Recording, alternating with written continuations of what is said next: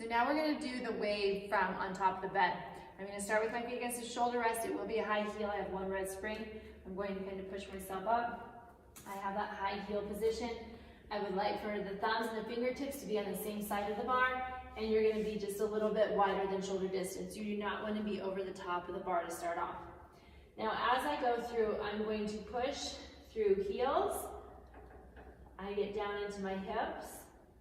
I level out my heart, my head, and I come into this plank position. Now I'm going to bring the plank in, head, heart, hips, heels, and I sit back. Heels, hips, heart, head. I come to my plank.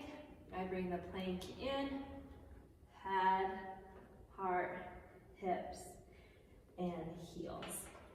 Now I'm going to reverse it. I'm going to shift my weight forward as if my head's popping out. Head, heart, hips. I've got my plank. Now I push my plank back. Heels, hips, heart, head in, head, heart, hips, heels, level.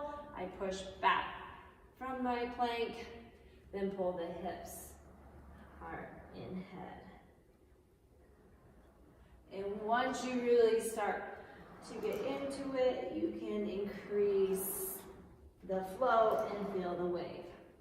Now as I come down, so that was layer 2, as I come down into my rotation, I can be on my knees, or I can also increase the challenge with my legs. So I'm going to show both.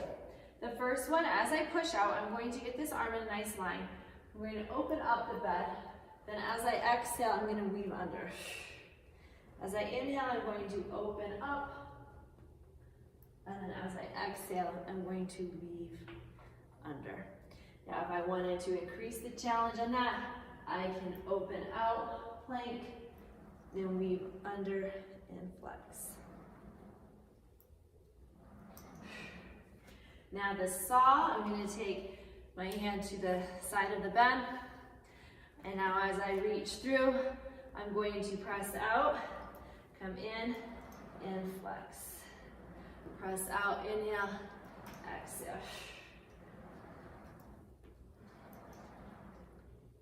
I can also press out and then flex in.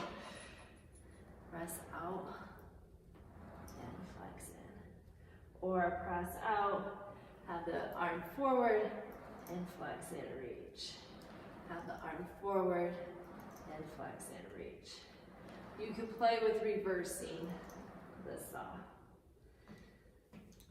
And that would be the wave from the bed.